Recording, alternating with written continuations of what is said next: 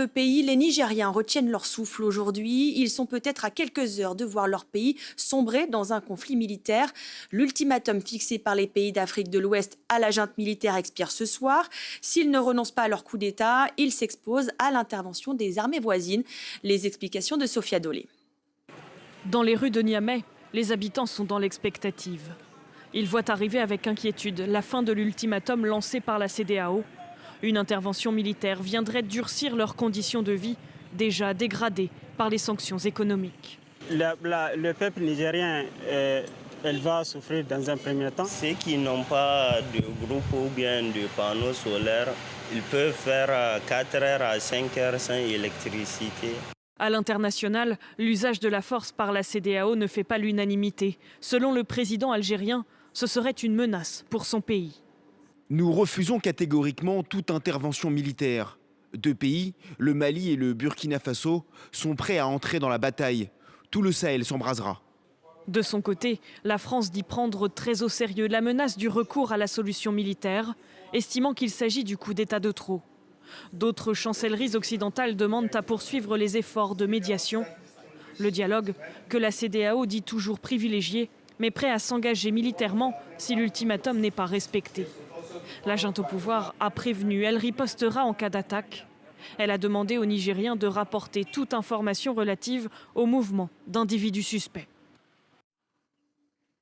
Et pour en parler, Gérard Vespierre est avec nous sur ce plateau. Bonjour.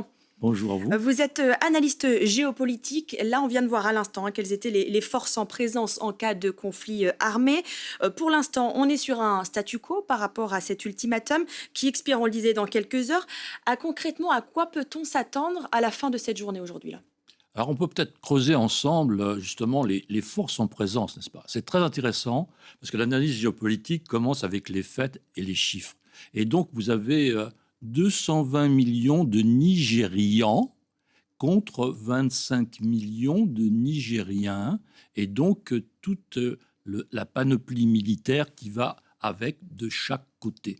Donc il y a vraiment une grande disproportion des forces, surtout si on ajoute à la puissance nigériane, à l'ensemble des pays de la CEDEAO, donc qui sont disposés à rentrer dans cette phase de pression militaire ultime. Donc là, on est à pratiquement 300 millions de citoyens contre 25 millions de Nigériens, voyez-vous. Donc on est dans des situations très déséquilibrées. C'est pour ça que les diplomates insistent autant sur ce rapport de force militaire qui est très favorable pour le retour du président Bazoum au pouvoir. Parce que sinon, ça ressemblerait à quoi s'il y avait une intervention militaire? On voit que c'est totalement disproportionné, vous le disiez. Concrètement, à quoi ça pourrait ressembler? Alors, c'est difficile de pouvoir imaginer, parce que les états-majors ont bien sûr planché sur ces projets-là, et l'art de la guerre, la règle numéro 1, c'est la surprise. Donc, il est difficile de dénicher, de débusquer une surprise. En tout cas, ce que l'on peut dire, c'est qu'il y a 1500 kilomètres de frontières communes entre le Niger et le Nigeria. Donc, voyez-vous, il y a de la place. Et il n'y a que 300 kilomètres entre cette frontière et Niamey. Et si on regarde du côté du Bénin, qui est juste à côté, eh bien, il y a 200 kilomètres à peu près entre la frontière du Bénin et Niamey. Donc, la capitale peut être accessible relativement rapidement. C'est donc là un point faible du dispositif militaire nigérien. Alors on le voit, on est vraiment sur une internationalisation du conflit. Là, le Mali et le Burkina Faso ont prévenu qu'en cas d'intervention militaire, ce serait considéré comme une déclaration de guerre à leur encontre. Est-ce qu'on est proche d'un embrasement du Sahel ? Alors, vous avez prononcé le mot d'internationalisation, vous avez complètement raison, et on est dans l'internationalisation depuis le tout début de la crise, pour des raisons essentielles qui tiennent premièrement à la géographie du Niger, n'est-ce pas, qui est au centre du continent donc africain, qui a 7 voisins différents, dont la Libye, dont l'Algérie, dont le Nigeria. Donc, vous voyez, des poids lourds économiques ou politiques de la région. Donc, on est déjà dans l'international en parlant du Niger.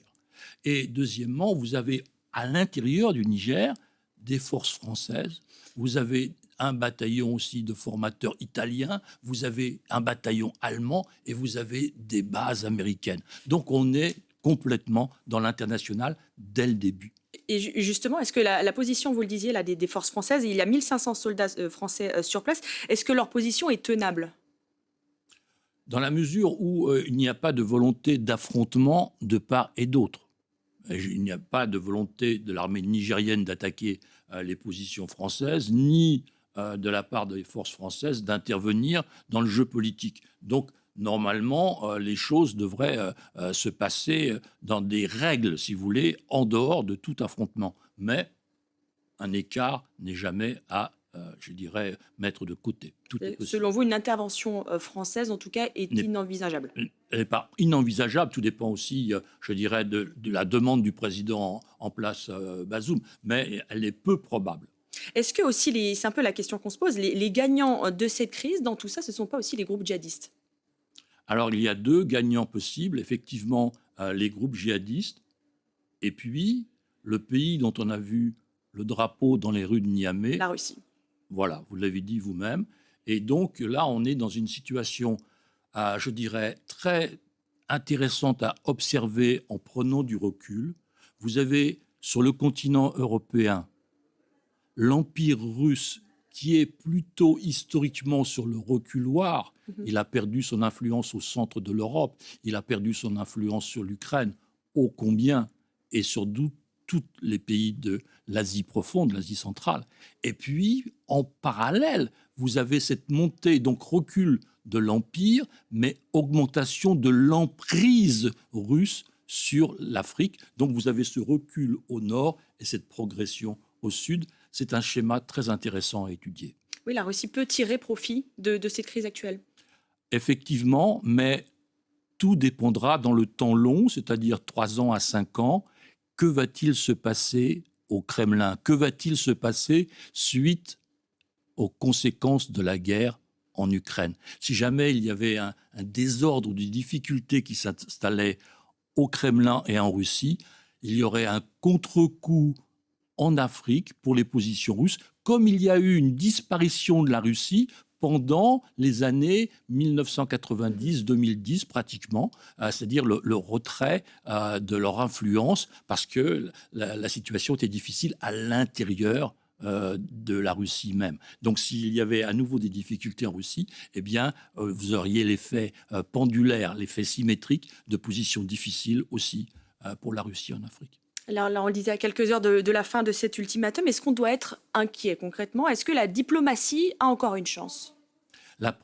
N'oublions pas quand même que le continent africain est le continent de la palabre, de l'échange, de la communication, de la négociation. Donc il y aura une négociation jusqu'au bout et la menace d'une intervention militaire, quelles qu'en soient les formes, quels en soient les participants, est au service, cette menace, pas la réalité de l'intervention, mais la menace est au service de la diplomatie.